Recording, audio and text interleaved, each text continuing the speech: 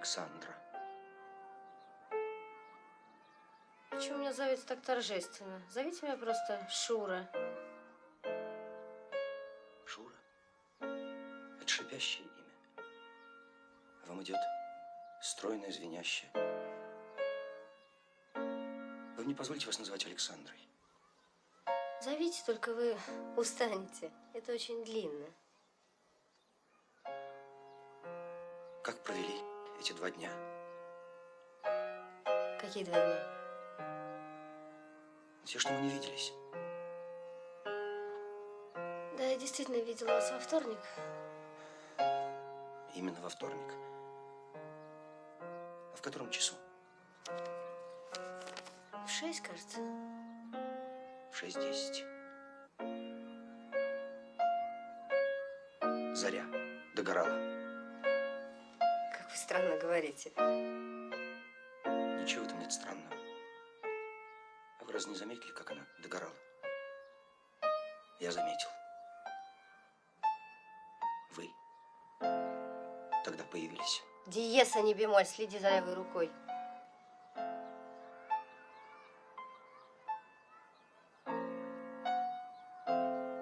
Как вы себя чувствуете? Спасибо, ничего. Я только устаю. Я сейчас очень устала. А вы прилягте, отдохните. Да что это, зачем это? Прилягте, прилягте. Да я сидя отдыхаю.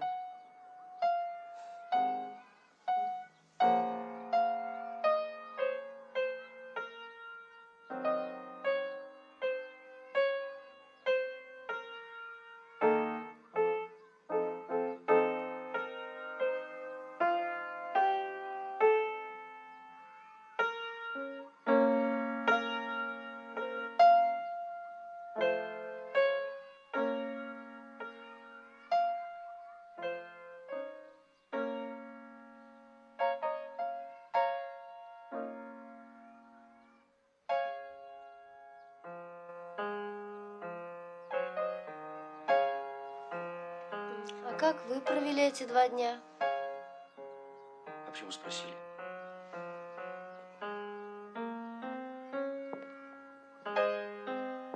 По мне? Что-нибудь заметно? Нет, ничего. А, впрочем, я не знаю. А что должно быть заметно? Я очень много думал эти 2 дня. Впрочем, не больше, чем всегда. Но только об одном и том же это утомительно. Да, это уж вы напрасно. Ой, так устаешь в этом бешеном ритме.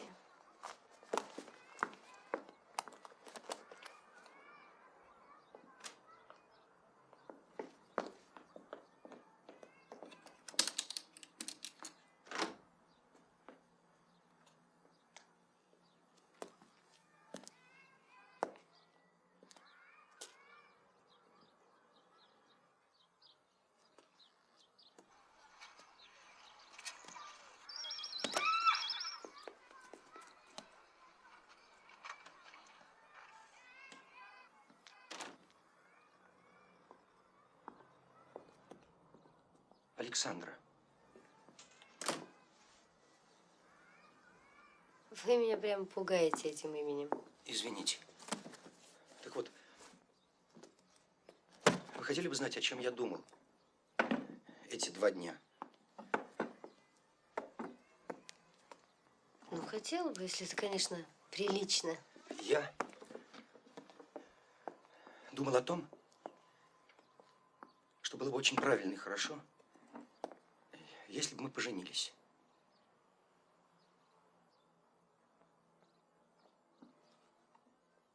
Почему вы молчите?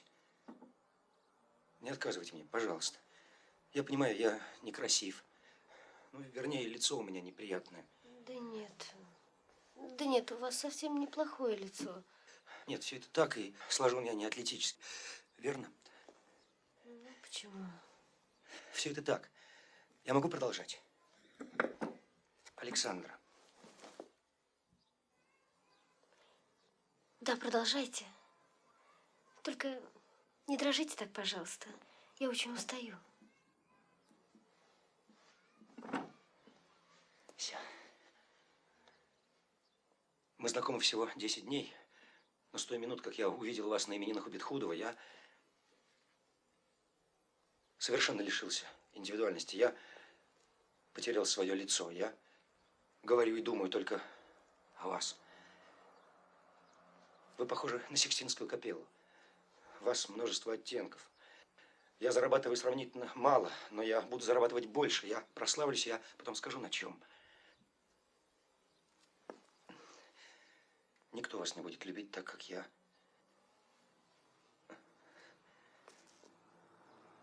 Вы хотите за меня замуж?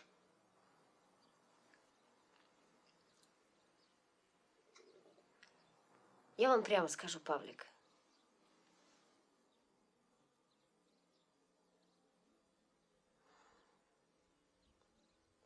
Вы мне тоже сразу понравились. На именинах у Бетхудова. Я вспоминала о вас эти 10 дней. Ну, хотя в этом бешеном ритме жизни о многом забываешь. Ну, и как-то не знаю, что ответить. Я как-то не совсем готова. Я просто не совсем подготовлена. Я прошу вас, вы, пожалуйста, мне категорически не отказывайте. Категорически я не отказываю. Вы скажите, что вы скорее согласны.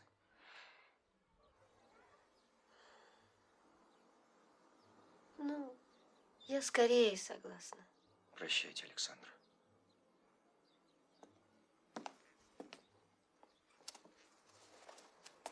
Я ухожу и приду через 2 дня. Не отказывайте мне, пожалуйста. Может быть, это смешно звучит, но я люблю вас так, как никто никогда никого не любил. Угу.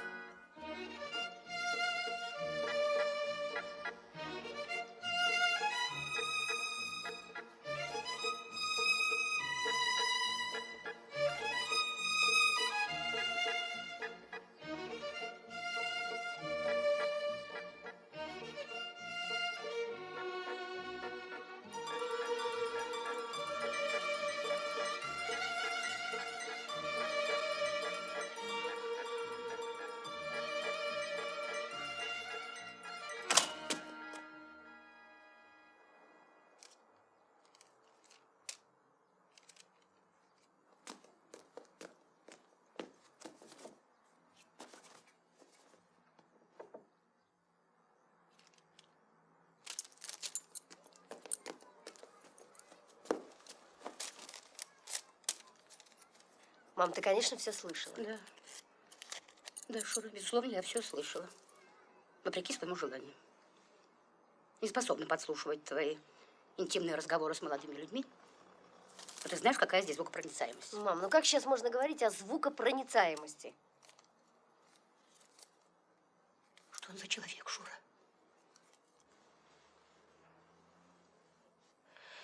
Ой, если бы я знала. Ты понимаешь, ведь какие-то люди открываются сразу, а какие-то постепенно. Это все очень индивидуально. Может быть, то, что я в нем вижу, это только одна какая-то его грань. А как вы познакомились?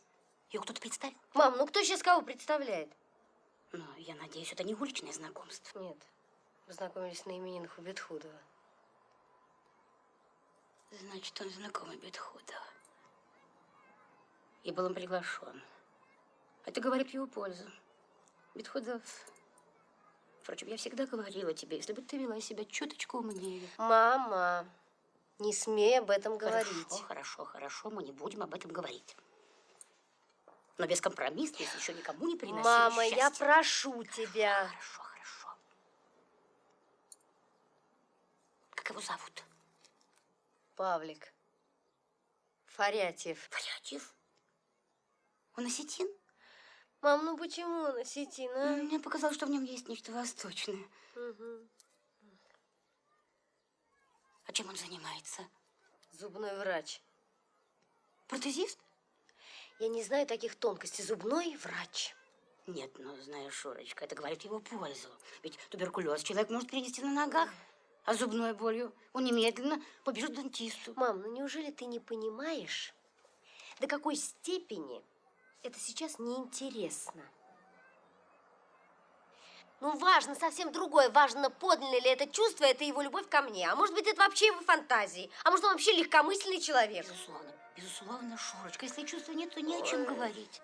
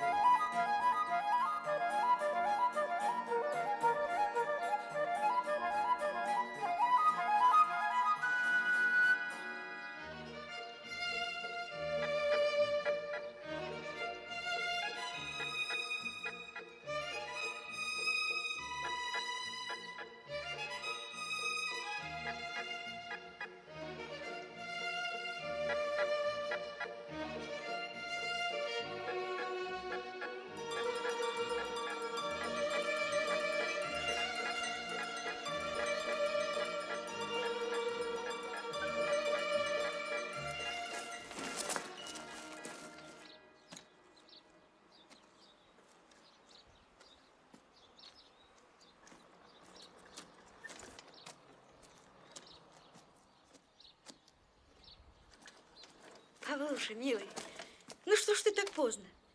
Я второй раз грею обед. Поздно. Я спешил. Я буквально летел, тетя.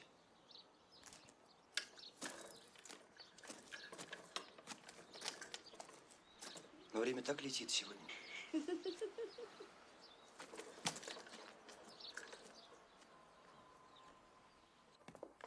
Ты, конечно, ничего не ел с утра. Возможно. Я как-то не заметил, сегодня день совершенно необычный. Необычный? Павлуша, ты тоже это почувствовал? Я тоже это чувствую. Сегодня какой-то удивительный день. Ну, ты мой руки, я сейчас.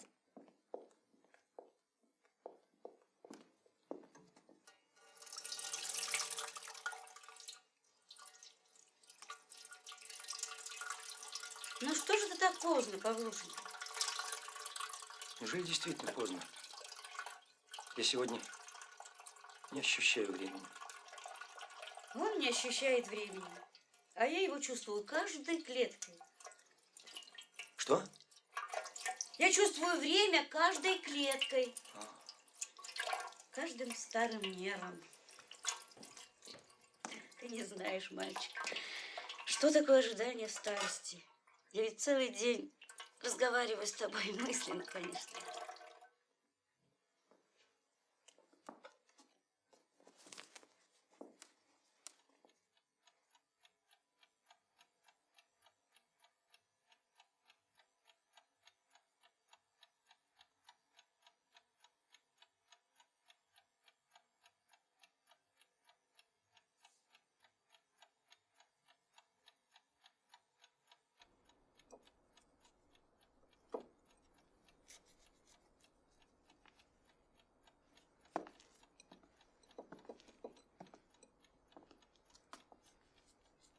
Тетя, М? сегодня у меня необыкновенный день. Может быть, я ждал его всю жизнь. Ну, я же знала, что близкие люди живут одной душой. Тебе передалось это мое чувство. Ешь, Павлуша. Это карпики в сметане.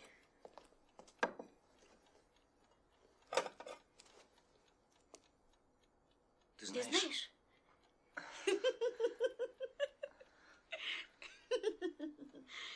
Ты ешь, а я буду говорить. Позволь старухе поболтать. Я ведь собираю свои впечатления по крохам от каждого дня. Для меня ведь имеет значение каждый день. Я видела сегодня совершенно необыкновенный сон. Цветной сон. Будто я нахожусь в каком-то странном саду. Красивом, но несколько декоративным. И этот сад мне не очень приятен. Но вот вдруг подул ветер, я посмотрела на небо, и вдруг, Павлуша, все звезды сложились в созвездие. Все созвездия окрасили свои цвета, и по небу понеслись лиловые олени, красные собаки, желтые медведи, зеленые рыбы. И это было поразительно. А я за всю жизнь не могла найти ни одного созвездия. И пробуждение было таким радостным. Я забыла, что я старуха, и я поняла, что будет необыкновенный день.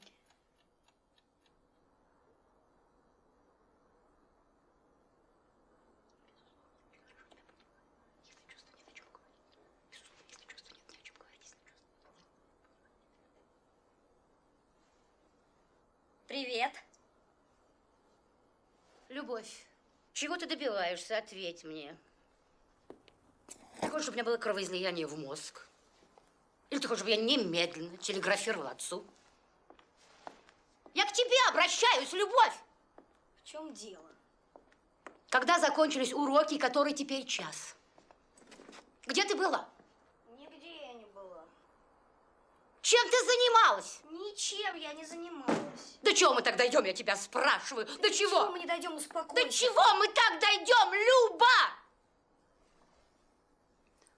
Безусловно, Шурочка, если чувства нет. А почему ты думаешь, что его нет? У тебя есть основания не верить Павлу? Ма, ну я не знаю. Да ты загляни в его прошлое. Человек, в общем, живет ритмично. Даже импульсы его ритмичны. Мам, ну как я могу его узнать? Шура, ты удивительно наивна. Ведь он знакомый Бетхудова. Бетхудов очень проницательный человек. Если тебе самой неудобно, я могу поговорить с ним. Я сделаю это тонко мама. и деликатно. Мама. В бестактности ты меня упрекнуть не можешь, Шура. смей даже думать про это, понимаешь? Не смей. Фарятьева этого нету и не будет. Запомни про это. Я все решила, все. И я Хорошо. запрещаю тебе. Хорошо. Это твое дело.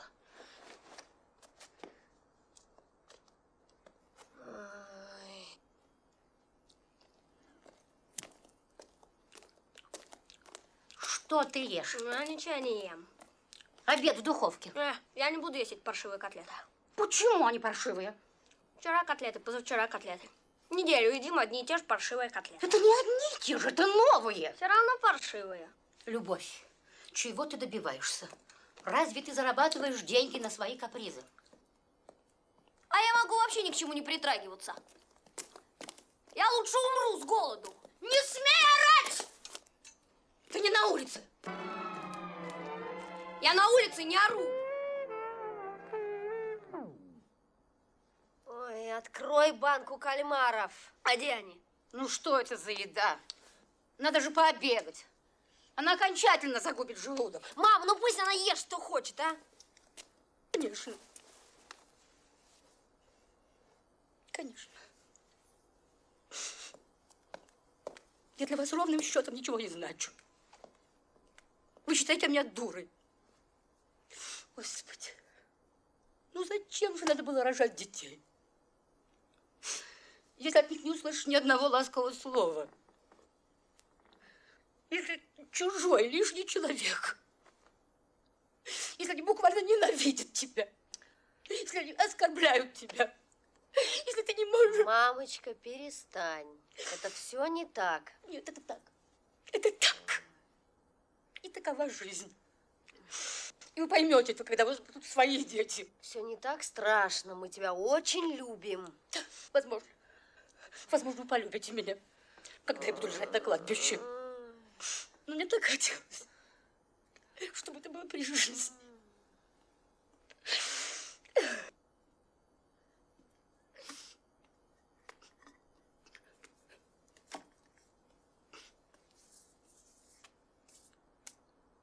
А кому пирожные?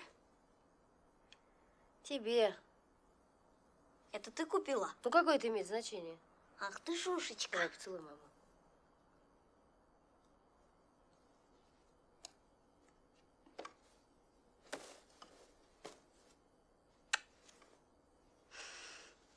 Мам,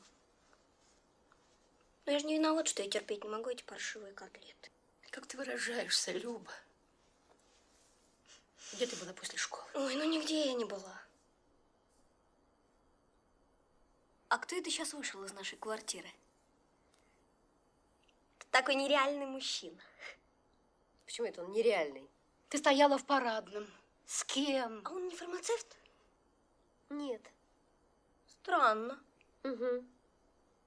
А он не косит немного? Да, Люба, ну что за глупости? Действительно, ну что за глупости, Люба? В нем нет ничего такого из ряда вон выходящего. Вполне представительный А я мужчина. ничего не говорю. Он мне очень понравился. Свежесть дает. Боже мой. Ну что за жаргон? Да. Это же наш жених. Жених Александры.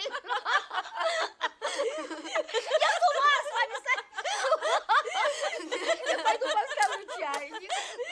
Попьем чаю. Посидим, поговорим.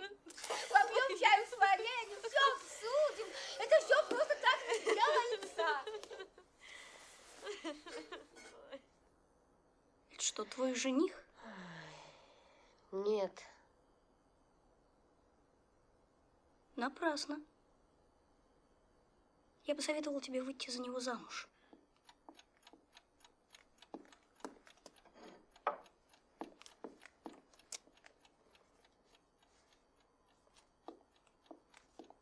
Тебе звонил Бетхудов. Бетхудов? Какой удивительный человек.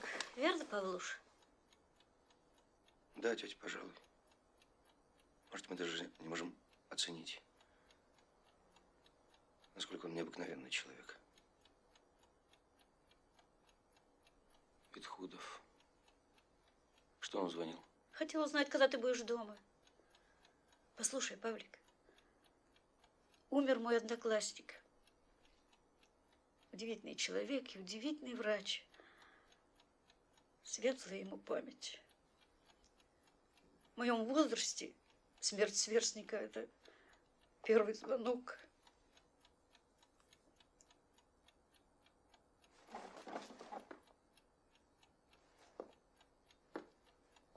Не надо. Не надо мрачных мыслей. Да, я сначала была потрясена, а потом думала о нем светло. У него была болезнь сердца. Сердце – беда нашего времени. Я понимаю, что это неразумно, но отношу его к органам наших чувств. Ведь действительно люди умирают от любви, от радости, от горя. И какой ни поставь диагноз, а результат один – не выдерживает сердце. Ну что тут поделаешь? Ты, тетя, поэт. Нет, я аналитик. Я сегодня совершенно неожиданно получила письмо. Ты знаешь, как я волнуюсь всегда, скрывая конверты? Я читаю обратный адрес, и что я вижу? Полоцк. Полоцк? Ну да, Полоцк, понимаешь? Полоцк. Что с ним связано, но что? В Полоцке живет моя и твоей покойной мамы двоюродная сестра Соня. В детстве мы жили вместе. Да. Среди старых книг и тетрадей я как-то нашла записную книжку. А в ней дни рождения моих давних знакомых и родных. Ты знаешь, как у меня дрожали руки? Там были дни рождения людей, о которых я совсем забыла. Что за жизнь? И вдруг смотрю, Соня. Я тут же побежала, купила ей подарок. Ну, может, не совсем удачный. И отослала с письмом. Первое письмо за столько лет. Я совершенно забыла об этом. Вдруг сегодня получаю ответное письмо. И какое письмо, Павлуша? Она несчастный человек. Совершенно одна. Муж умер. И мне стало так стыдно и страшно. А в довершение ко всему, она хочет мне вышить что-нибудь на память о ней. Она вышивает бисером. Тетя, посмотри на меня внимательно и скажи. Есть во мне что-то? Ну, хоть что-нибудь такое, что могло бы привлечь.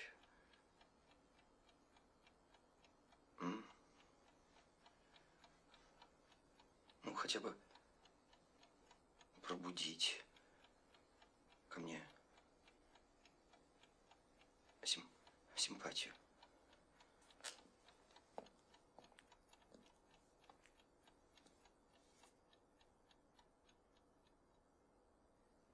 Если уж на то пошло, я тебе скажу.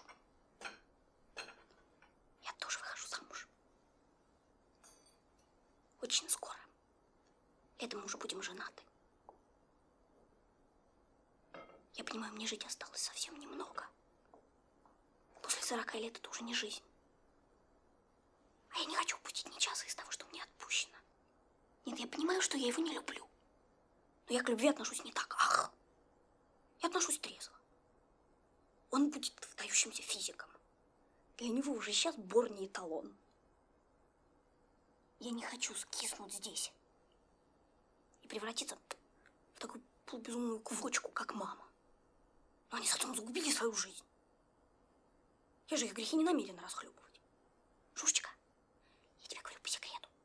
Выходи за него замуж. Выходи. Ничего, что ты его не любишь. Любовь — это все ерунда, это чепуха. Я тебе не говорила. Но на тебя по утрам, когда ты не накрашенная, страшно смотреть. Ну, посмотри. У тебя уже сейчас дрожат руки. Ты скиснешь в своей музыкальной школе. Шушечка, миленькая, я тебя люблю. Солнышко мое. Я не хочу. Я хочу, чтобы ты была счастливая, чтобы тебя любили. Чтобы у тебя все было хорошо. Ты же через пару лет совсем не сможешь играть. Над тобой будут смеяться даже твои бездарные ученики. А потом через 10 лет ты же сойдешь с ума. Потому что ты каждый день с разных сторон будешь слышать: упустила Фарятьева, упустила Фарятьева, упустила Фарятьева. Перестань, перестань. Я все решила, Павлуша. Я сделаю по-своему. Соня переедет к нам. Мы ее комнату обменяем на комнату. А потом 2 комнаты, одну на 3 комнаты. А пока будем производить обмен, мы с ней будем жить в одной комнате. Как? Вот так. Вот так, Павлуша, я уже ей написала. Но ведь ты еще, я тебе еще... Как ты могла написать? Написала. Ты ничего не понял, Павлуш. Я тебе рассказала о смерти Зузенко. Ведь сердце из-за постоянных бед и неприятностей фрустируется, раскалывается. Сначала дает трещину, как чашка, а потом раскалывается пополам. Умер Зузенко. Умерла мама. Пусть поздно, я должна что-то сделать для Сони. Но ведь я женюсь, тетя. Павлик, как женишься? Я ее люблю. Но я боюсь, она мне откажет. Откажет? Тебе? Ну, а Соня? Ты извини меня, Павлуша. Ну, что ты придумываешь себе? Сочиняешь? Знаешь, раньше мне казалось, что я должен только работать. Что мои наблюдения и заключения требуют 24 часов в сутки. Ведь я должен закончить свой труд. А теперь ты думаешь иначе? Теперь я теперь все время хочу быть с ней вместе, а когда ее не вижу, я ужасно неспокоен, становлюсь необъективен, даже несправедлив. Я не могу работать. Ну что же, Павлуша, видно, это счастье. Я поплачу на вашей свадьбе от радости. Перемою посуду и уеду к Соне в Полоцк. Ну, а как же я, тетя? Я ведь тебя люблю. Потом ты забываешь, что мне могут еще отказать. Ах, мужчины, мужчины. Из-за кого вы теряете головы? Трезвый взгляд на вещи. Из-за нас. Она блондинка.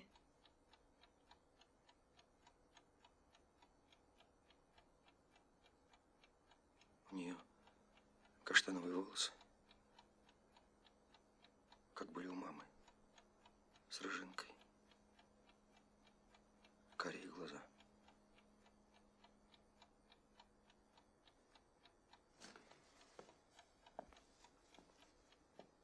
О, Боже мой, Павлуша. Соня ей вышьет платье бисером. Желтый сверкающий бисер на белом шифоне. И рыжеватые волосы. Соня будет счастлива.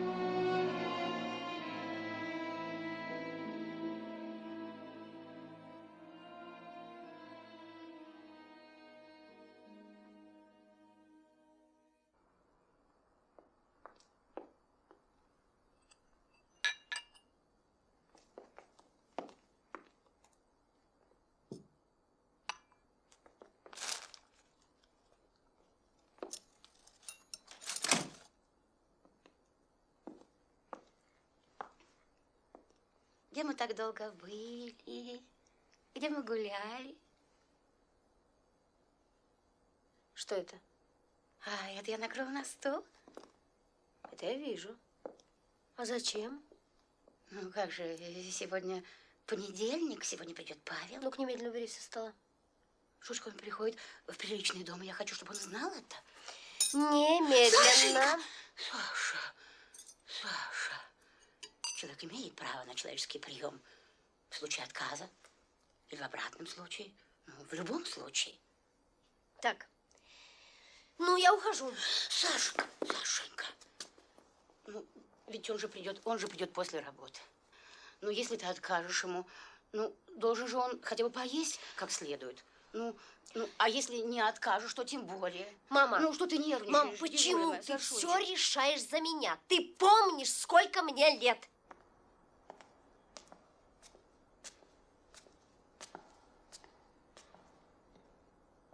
Я клянусь тебе, я не выйду из кухни.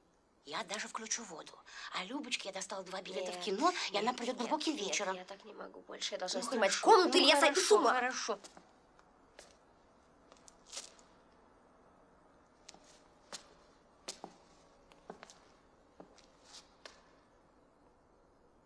Но я хочу знать, я все-таки имею право, да или нет?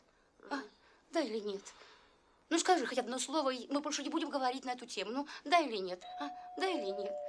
Павлик!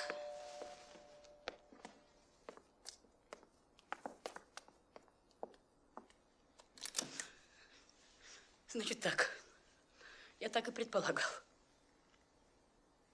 Опять ты начинаешь обольщаться. Опять он. Опять начинается взглядный разговор. Бегу, бегу! Как только у тебя начинается какой-то сдвиг в жизни, какой-то кризис в жизни, он опять прибирает тебя к рукам. Пусть великий человек, пусть гений даже, но для тебя он злодей. Мам, ну не смей. Я смею.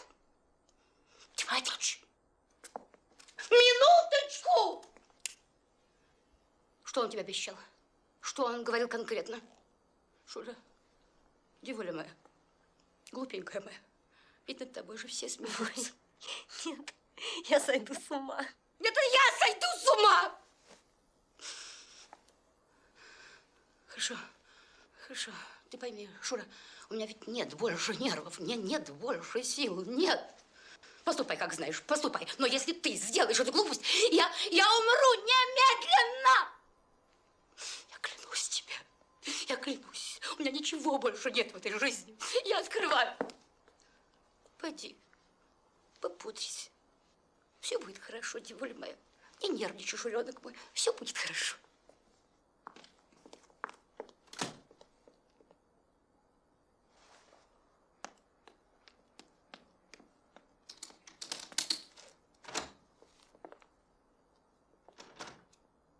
Здравствуйте, Павлик. Давайте познакомимся. Мы вас давно ждем. Шурочка только что пришла с работы, и вы, наверное, прямо с работы. Вы голодны?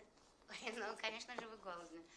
Я, к сожалению, верчусь на кухне. Женщины вообще 3/4 жизни проводят на кухне. И мне это даже нравится. А вам? Ой, что я такое говорю?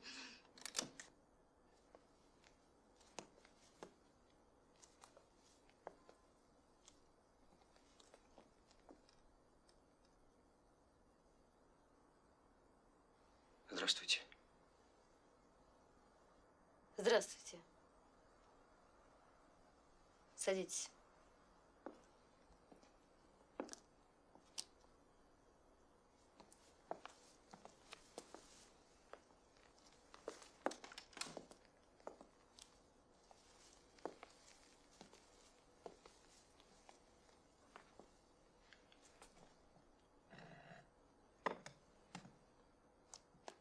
Спасибо.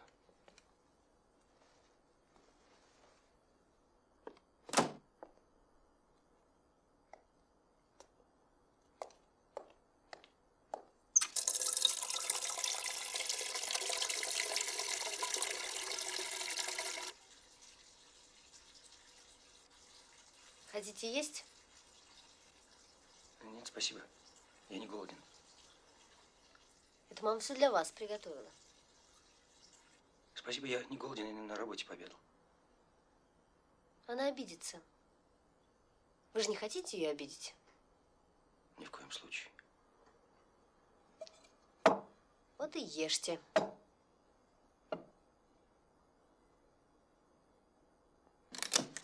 Там наливочка моего производства. А потом я горячее принесу. Угу. Хотите наливки? А вы?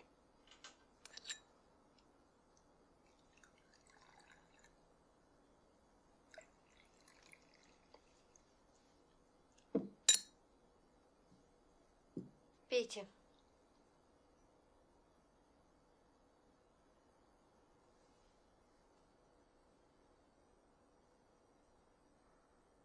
За ваше здоровье. Спасибо.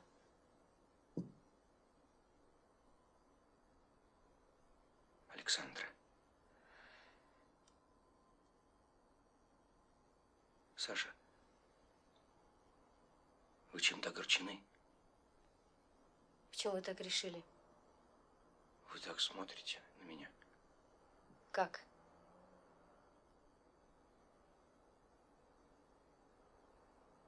Я бы даже сказал, с ненавистью. Я пришел не кстати. Я сейчас уйду. Нет уж, вы сидите. Вы же пришли по делу. Ну, если можно так выразиться. Можно.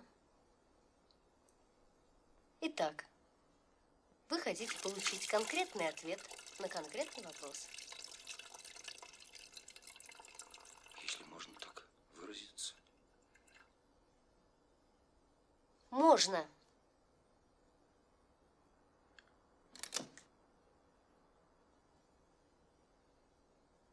Если вы готовы мне дать ответ.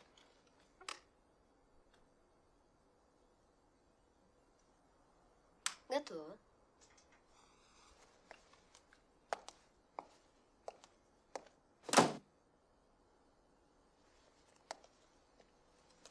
Я готова. Пожалуйста. Подождите немного. Шурочка, деточка, я закрою окошко, там спасибо, вы простудитесь. Я закрою, мама.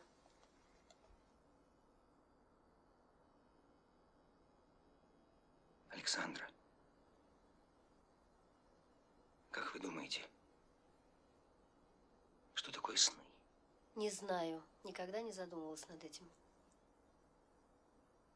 Вот, предположим, одному человеку снится другой человек. Снится, что воля и обстоятельства не одни вместе. И при этом испытывают такое счастье, такой покой, чего в действительности не бывает. Так что же такое сны? Сны – это сны, а реальность – это реальность. Это я понимаю. Но когда одному человеку снится, что стоит сказать одну только фразу, пусть глупую, и другой тебя поймет. Это так необходимо. Откуда же это берется во сне? Если наяву все иначе. Фантазия это и только.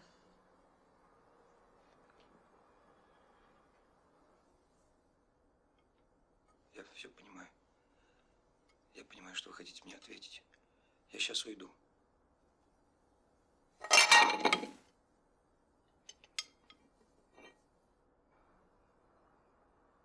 Ради бога, простите. Я не хотел вас обидеть. Не понимаю, как это могло получиться. Почему так решили? Как? Ну, что вы обидели меня? Не знаю. Мне так показалось. Это не так. Не так? Вы не обидели меня. Это правда? Конечно. Только вы не уходите так сразу. А то вы обидите маму и меня тоже. Ешьте.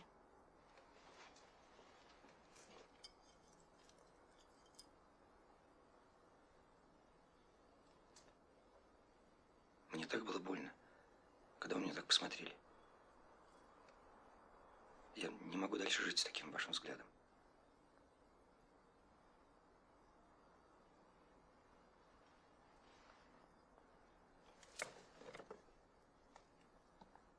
Я понял, что вы хотите мне сказать. Поняли? Понял. Ну вот хорошо. Садитесь. Все правильно. На что я мог рассчитывать? Вы самая прекрасная женщина из всех существующих. Я бы сделал все, чтобы вам не было грустно и тяжело. Даже что-нибудь нехорошее. Какую-нибудь глупость окончательно. Павлик, давайте больше не будем об этом говорить. Хорошо, хорошо. Только вы, пожалуйста, не грустите. Правда, нет повода. Я вас развеселю, попробую. Я умею показывать карточные фокусы. У вас есть карты? кажется, есть. Дайте, пожалуйста. У меня это очень эффектно получается. Бетхудов говорит, что у меня своеобразный талант. Сейчас принесу.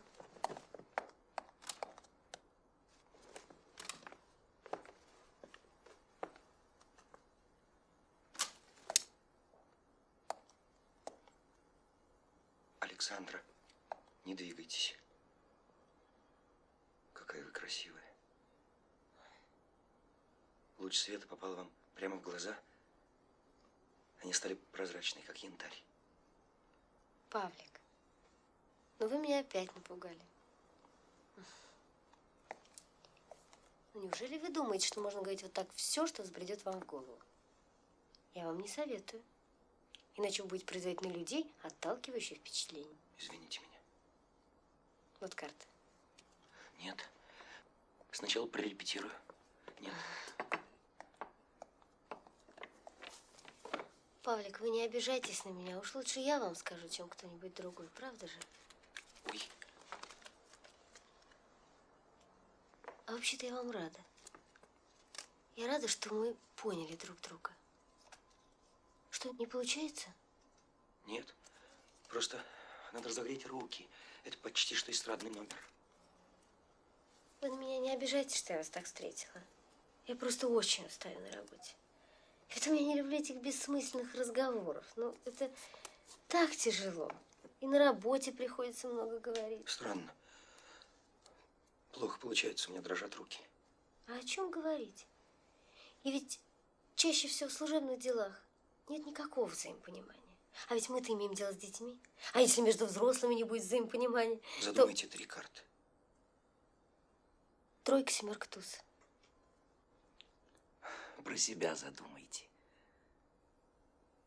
Задумала. Задумали? Угу. Я тасую колоду.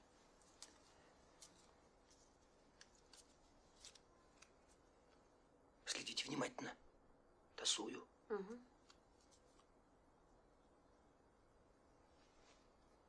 Снимите. Это отдайте. Делим на 3 кучки.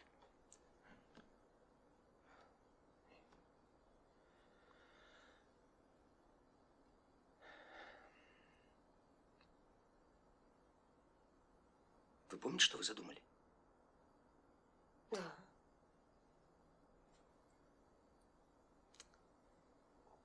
Взаимопонимание необходимо.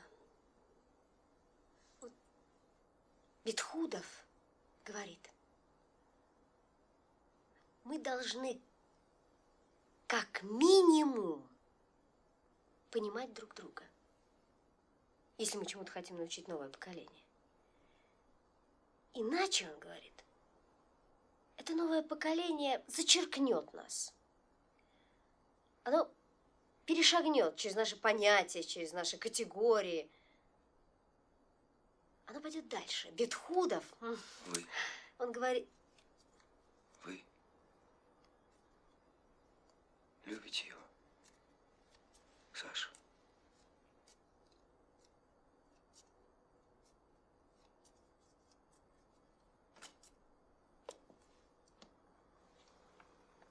Привет. привет.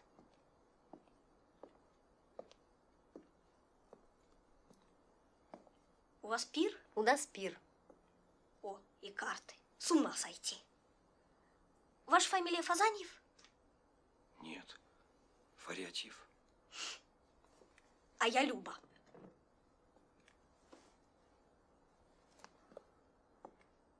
Как вы считаете? Я похожа на Шуру? Не совсем. Вернее, совсем не похожи. Странно. А ведь единоутробные сестры. Не ломайся, Люба. А я не ломаюсь. Она роняет меня в ваших глазах. Как вы думаете, почему? Люба, ты почему здесь? Ты почему не в кино? А мне здесь интересней. Я как раз хочу есть. Иди на кухню, там поешь. Тут же все накрыто. Иди туда, я тебе говорю. Но я хочу познакомиться со своим будущим девичьим. Убирайся отсюда! Она вас ревнует. Не рано ли? Как вы думаете, почему? Глупышка маленькая. Они и так все время пикируются с Шурочкой. Пикируются и пикируются, а друг без друга жить не могут. Горяченько не нести? Ну, я попозже.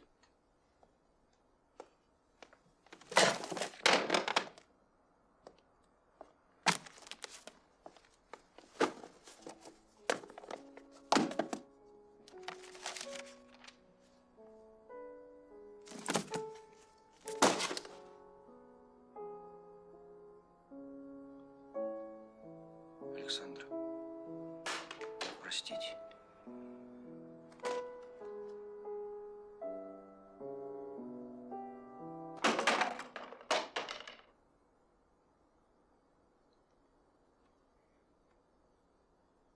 Нет, ну скажите, ну как можно выйти из этого заколдованного круга? Ведь мы же все не злые люди, мы хотим друг друга добра, ведь говорят, что они меня любят. Почему же люди так мучают друг друга? И любят, мучают, и не любят, мучают.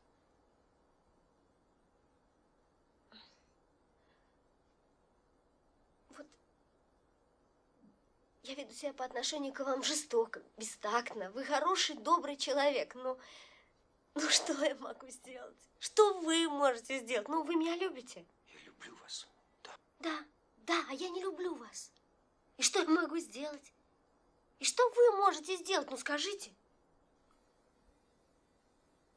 Может быть, я как-то сумею заслужить вашу любовь. Может быть, со временем. Ой, ну как? Ну как ее можно заслужить? Ну о чем вы говорите? Ну чем? Ну скажите, ну чем? Ну неужели вы думаете, что была бы это вся неразбериха, если бы людям воздавалось по заслугам? Я ни на что не претендую, я не имею Ой, права. ой. Господи, Павлик, я вам и не советую претендовать. Если говорить по секрету, то кроме вас вообще больше никто не претендует. Не нужно так говорить. Не нужно. Я прошу вас. Посмотрите этот фокус до конца. Нет, Павлик, я прошу вас, ну, дайте же мне тоже нужно выговориться, вы понимаете? Ну, я прошу вас. Ну, посмотрите на меня внимательно, ну что я уродина? Ну что я произвожу ужасное впечатление? Или я, не знаю, глупая, чрезвычайно глупая, 1 на миллион, и это сразу бросается в глаза. Ну, скажите мне честно. Вы же знаете, что это не так. Да я не знаю. Я не знаю.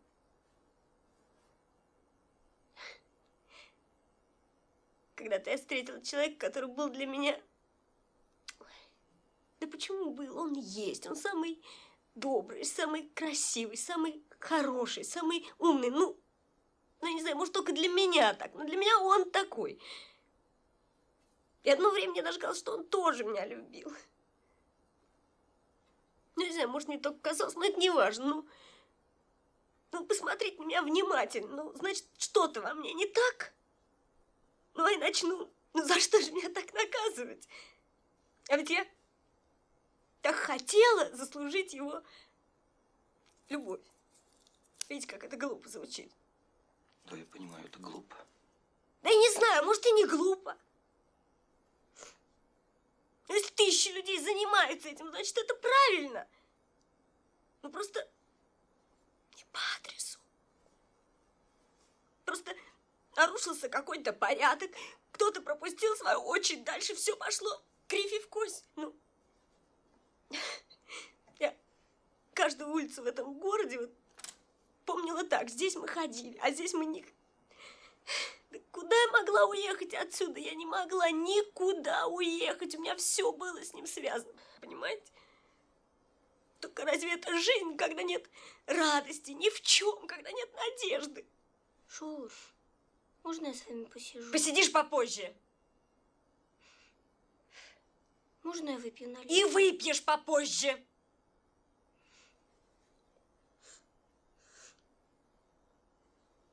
И не смотрите на меня так, нельзя на меня так смотреть, не надо на меня так смотреть, ошибка. Это какая-то ошибка. Если бы вы знали, как я унижалась, Павлик. Не говорите так, это неправда. Да это правда. Это правда. Я готова была на все, только бы он был со мной. Я жить без него не могла, понимаете? Я вот звонила ему по телефону и слушала его голос. Я стояла под его домом и смотрела на его окна. Я каждый день писала ему письма и спрятала их под подушку. Я целыми ночами только и твердила: ну, миленький мой, ну, родной, ну, услышь меня, ну, вспомни обо мне хоть на минутку. Я так люблю тебя, мой хороший. Да разве может женщина себя вести так? Разве может меня кто-нибудь после этого полюбить? Да разве могу воспитывать детей? Да что вы? А вот и горячий. Ну, иди отсюда, мама!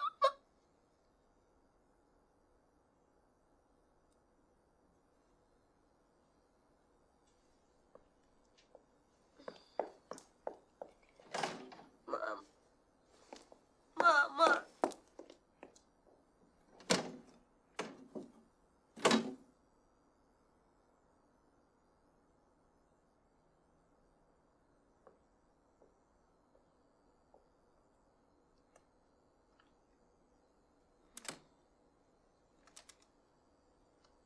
Ну зачем я так?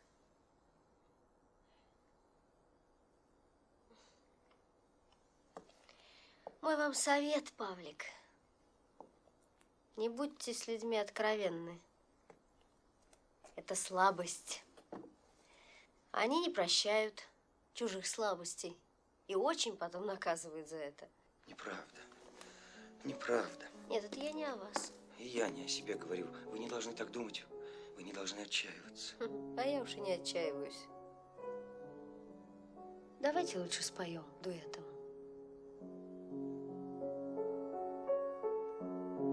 Мне нравится, что вы больны не мной.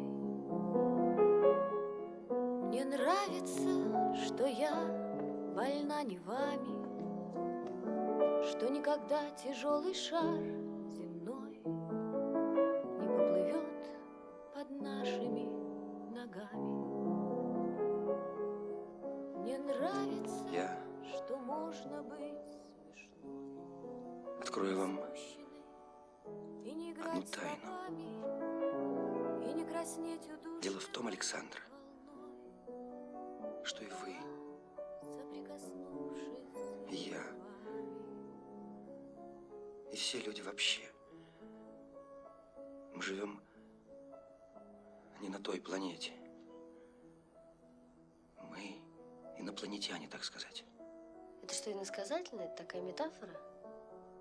Нет, это не метафора. Дело в том, что когда-то, очень давно, люди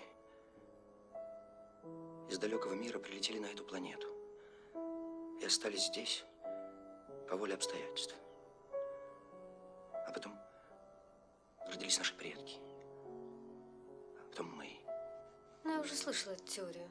По-моему, это абсурд. Нет, не абсурд. Павлик, ну какое имеет значение, как мы сюда попали? Раз уж попали, надо как-то устраиваться. Это имеет значение. Поймите, ведь это главное. Мы мучаемся над мелкими, какими-то домашними проблемами. Мы тратим наши мысли и чувства впустую. Мы от рождения смотрим себе под ноги, только под ноги. Нам с детства говорят: смотри себе под ноги, смотри, не упади. Мы умираем, так и не поняв, кто мы, зачем мы здесь. А между тем где-то, глубоко в нас, живет одно стремление. Туда, ввысь, в тот далекий мир. Откуда мы пришли? И где живут такие же люди, как мы. Мне даже кажется иногда, что они думают о нас. Вспомните. У вас было когда-нибудь такое ощущение, что кто-то жалеет вас и ждет? Не было. Меня не ждут. Не смейтесь, не надо смеяться. Нет, Павлик, вы не волнуйтесь, ну, мало ли всяких теорий. Есть одна, только одна. Почему влюбленные смотрят на звезды? Почему их так привлекает небо? И оно распахивается перед ними, как двери в бесконечный незнакомый мир. Почему нам с детства снится чувство полета, а к старости нам снится, что мы падаем вниз, стремительно падаем? Почему во сне мы разговариваем на языках, нам неизвестных совершенно свободно? Почему мы явственно видим удивительные ландшафты и строения, знакомые нам, но которых мы никогда не видели прежде? Почему? А чувства яркие, горячие, прекрасные, которые мы забываем днем. Вам случалось узнавать людей, которых вы никогда не видели прежде? Узнавать как давних знакомых, по движению, по запаху. А слова, обращенные к нам, которых никто не сказал. Откуда они? Они у нас в крови. Если бы всего этого не было. Но за одну эту маленькую жизнь мы рождаемся и умираем десятки раз за многих других людей. Скажите, что это? Это фантазии, но они больше, чем целая жизнь. Зачем же мы убиваем их?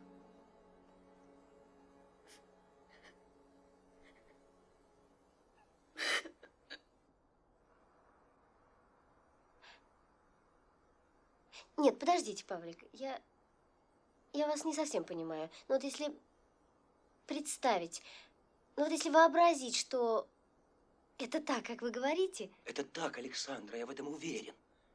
Уверен. Вы посмотрите на людей. Ну, разве стали бы они так обижать, так мучить друг друга, если бы они знали об этом? Если бы они знали, что они единое целое, если бы они помнили. Неужели не стали бы мучить? Неужели бы все было иначе? Все наши несчастья кратковременны. Дети, наши внуки, наши правнуки, они поймут. Они отбросят все мелкое. Поверьте, они будут любить друг друга. Все? Все.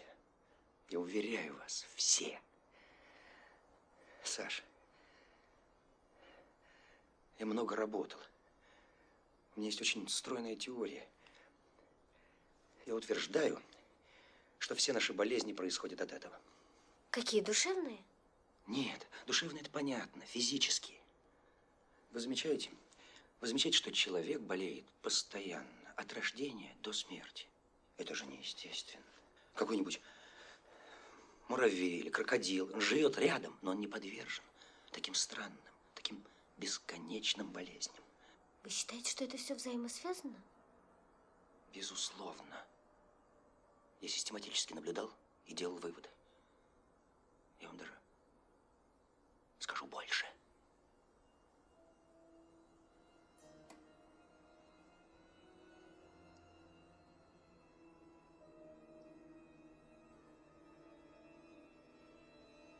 В последнее время мне было трудно работать.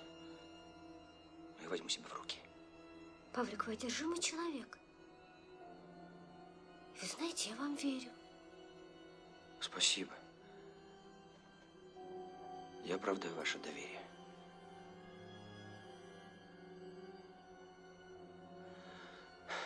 Ну, извините. Я много говорил. Мне уже давно пора уходить. Нет, не уходите. Не уходите. Да, не уходите. Ну, я не знаю. Вы мне ответили. Я понял. Вам, наверное, в тягости? Нет.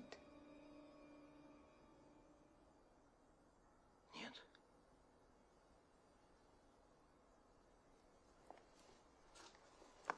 Может быть, я не так понял вас? Я всегда счастлив видеть вас. Но вы мне отказали. И сегодня... Нет. То есть как нет? Я не понял. Вы не поняли меня. Александра. Саша. Александра. Не понял? Послушайте, мы говорим о разных вещах. Вы мне отказали? Нет.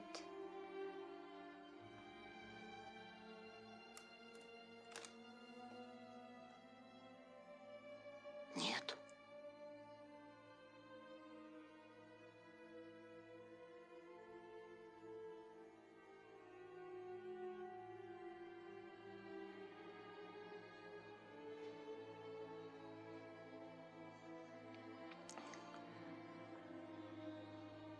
Не может быть.